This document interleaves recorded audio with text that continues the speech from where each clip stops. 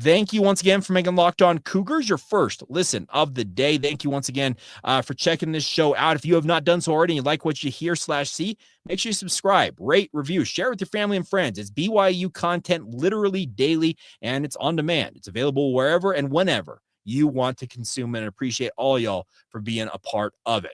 All right, let's talk BYU football. Now, the FPI is out. It's called the Football Percentages Index. It's from ESPN. It's an analytical tool, and we talked earlier this week, for those of you who are, we like to call our everydayers here on the Locked On Podcast Network. You heard me talk about the SP Plus figures and how they factor into BYU's chances in the Big 12 this year, with or without Jake Retzlaff. Now, any of you checking in for an update on Jake, simply put, there's none. And I don't expect anything. I do think the next 30 days or so will kind of be the critical time period, because by the time BYU gets to Big 12 media days, kind of the early part of next month, that's the next time it feels like the national media is going to put firm attention on the Retzlaff situation. Will there be movement before then? TBD, but something to monitor over the next 3, 4, 5 weeks leading up to that event. The bigger point is the FPI from ESPN is a analytics that they like to essentially be able to say what they think based on 20,000 simulations of the season, what things are looking like for every team, particularly in the Power 4 ranks. Well, here's the deal.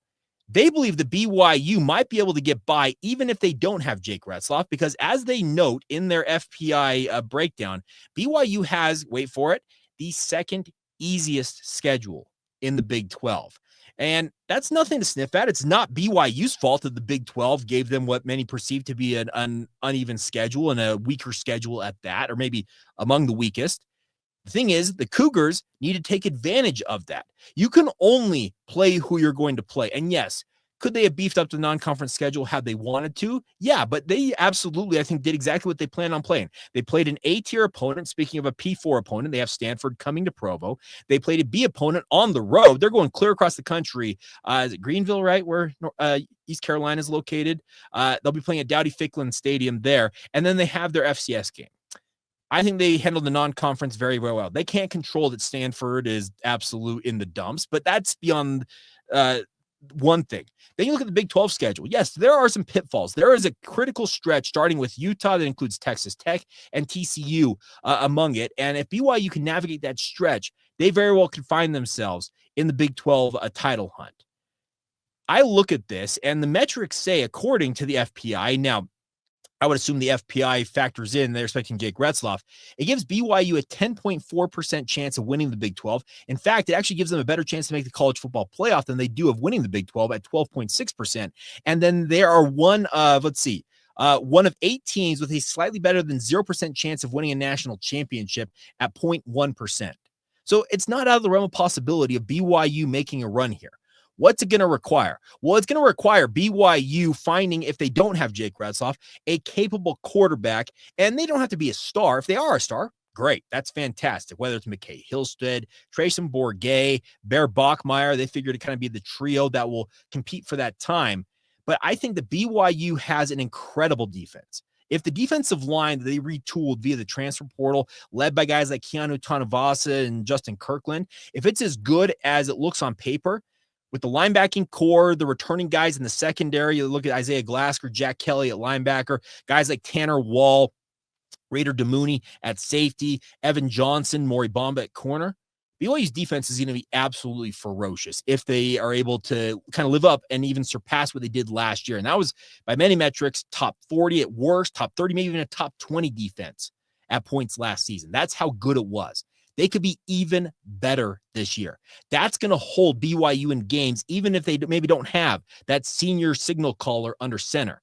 The other thing is, when LJ Martin has been healthy and the other running backs for BYU, including Sione Moa, Pokai Haunga, the BYU running game has got to be a strength this year. And I think that the way that BYU has been approaching keeping LJ Martin healthy through this offseason, because trust me, there were rumors all offseason long last year about various injuries, and I got him on the record, and he said, I'm fine, but it was very clear that after he got that high ankle sprain against SMU, he was not fine really until BYU got really late in that season, and maybe even until he got to that Colorado game in the Alamo Bowl, because that's when LJ Martin looked his absolute best. That is the LJ Martin that is the workhorse that I believe he can be, and can be a focal point of BYU's offense.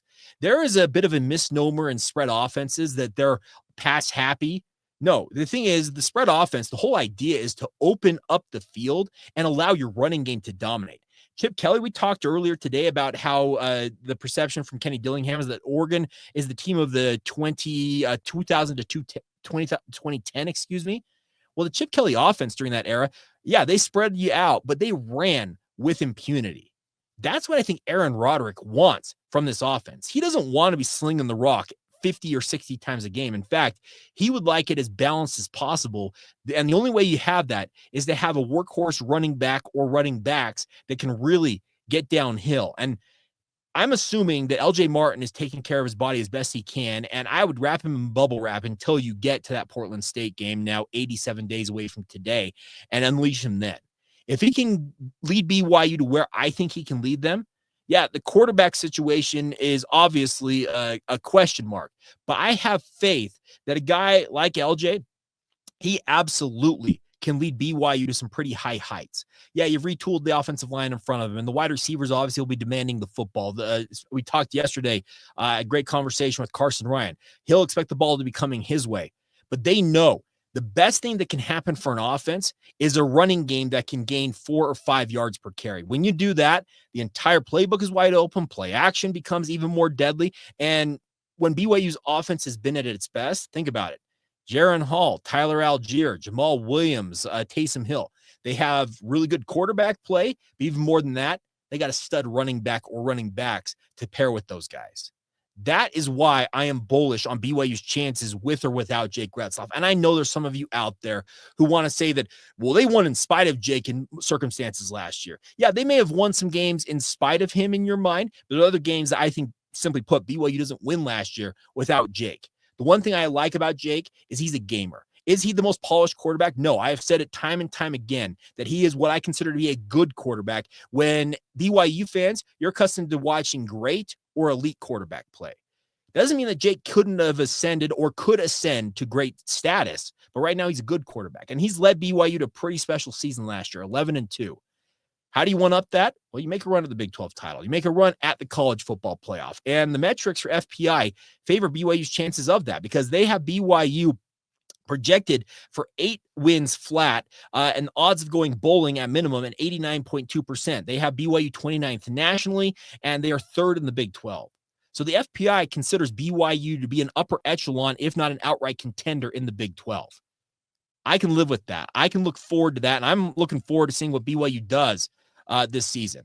You guys know me. I love football season. It is my pride and joy. College football is my muse, and I think BYU, even with that quarterback situation still unsettled, I still feel like they're in a very, very good spot, but it will require everybody in and around the football program to take it up just that extra notch, if at all possible, for BYU to live those dreams. We'll see how it all plays out, but I think the biggest news is that BYU very much is in the mix for a Big 12 title hunt this year. And you hope you have Jake with you, but if not, you got to look at somebody else and hope that they can step into those shoes and fill them, if not exceed them. All right, we'll finish up today's show with a potential future QB for BYU. Who is Brody Rudnicki, and why is he getting an offer from BYU despite not, as I understand it, not having started a varsity football game? Well, we'll try and make heads and tails of that next, right here on Locked On Cougars.